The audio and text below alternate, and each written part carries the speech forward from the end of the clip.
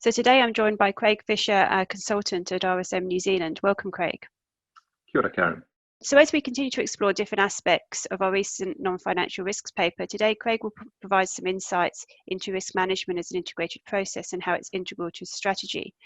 So Craig, what would be your key piece of advice for businesses that are looking at integrating non-financial risks into their strategy?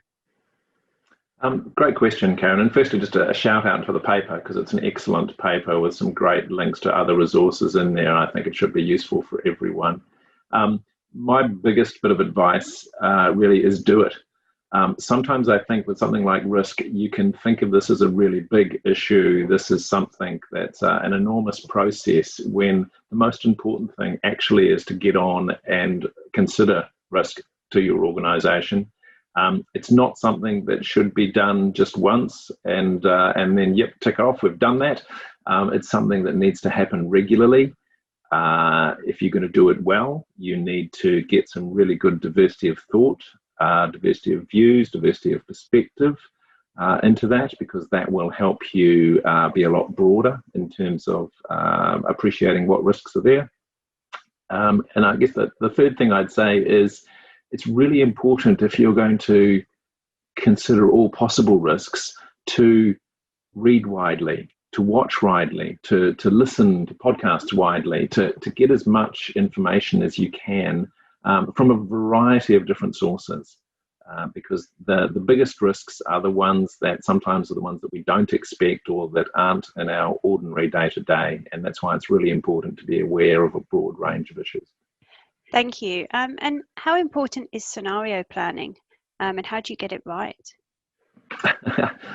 Scenario planning is really important, and I think the COVID pandemic has just proved that. How many organisations, if I were talking to you last year, would have had this on their risk register or would have actually done anything about it?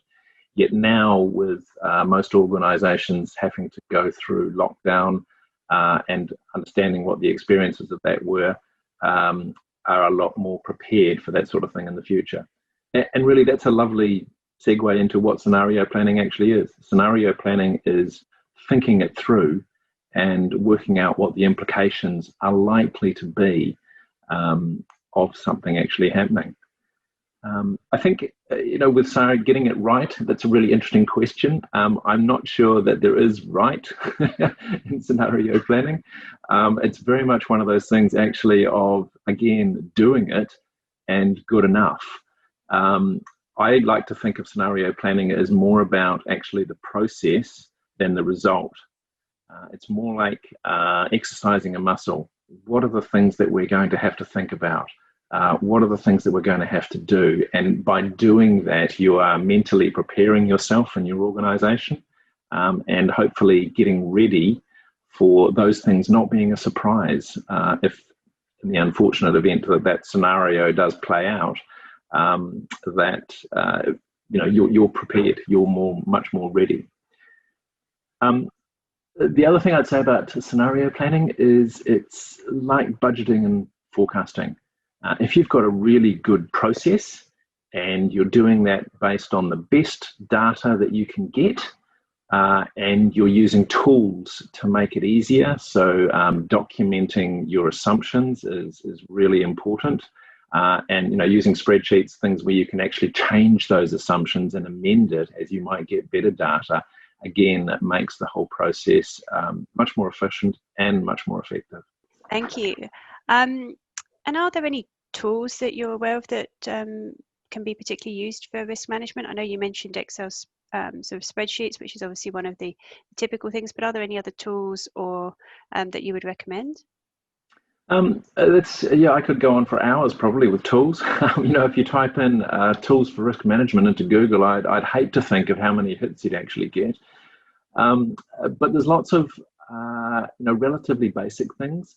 There's some great tools out there which can really help you with good process, but I think it's important not to forget the basics. And to me, the basics are things like brainstorming.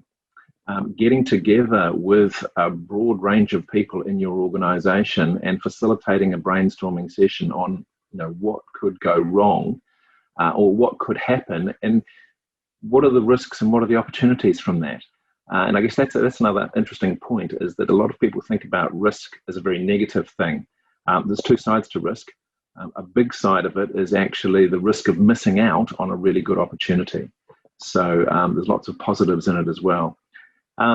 Root cause analysis is another really good process. I think that's very useful to look at a risk and to look at what the real deep reason for that risk actually is, and to understand that better.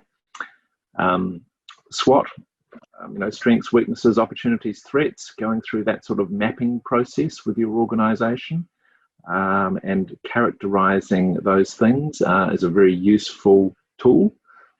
Obviously, the basics, like having a risk register. A risk register helps you track risks and prioritise those risks. And it's really useful when you are revisiting risks on a regular basis, which I thoroughly recommend. And having a risk register enables you to quickly deal with things that are already recognised, and then help add to that process as well. In terms of adding new risks or modifying risks maybe there because, again, of better information that may be available. Another really useful tool is probability and impact matrix. So actually going through a process of what's the likelihood of this risk actually happening, and if it does happen, how bad is it going to be?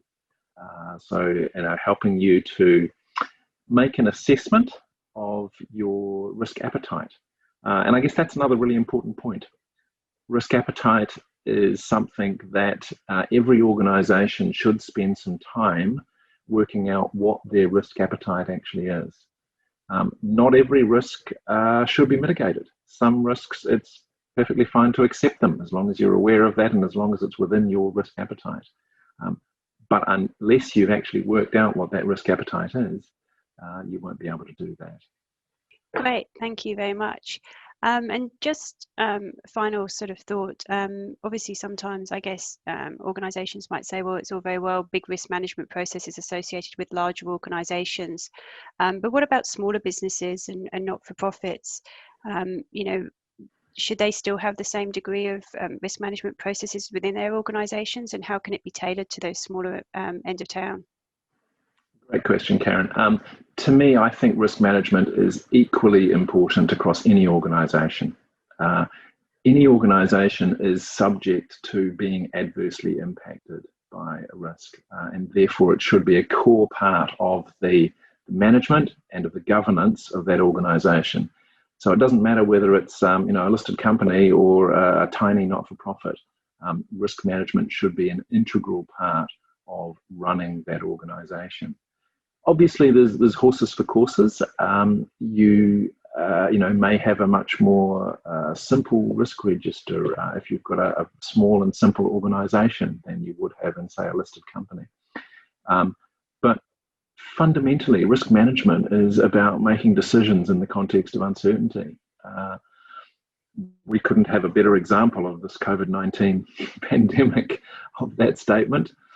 And any organisation, if it's concerned about its future, should be concerned about its risk management. Excellent. I guess in terms of small organisations, I'd say don't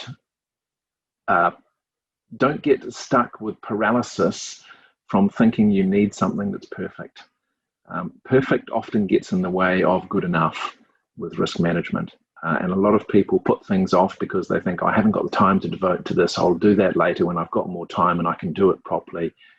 Actually, I'm a firm believer that risk management is one of those things about get onto it and good enough. That will help you much more than waiting for a perfect system, if there ever was such a thing. Brilliant. Well, thank you very much, Craig, for sharing your thoughts with us today. Much appreciated. Most welcome.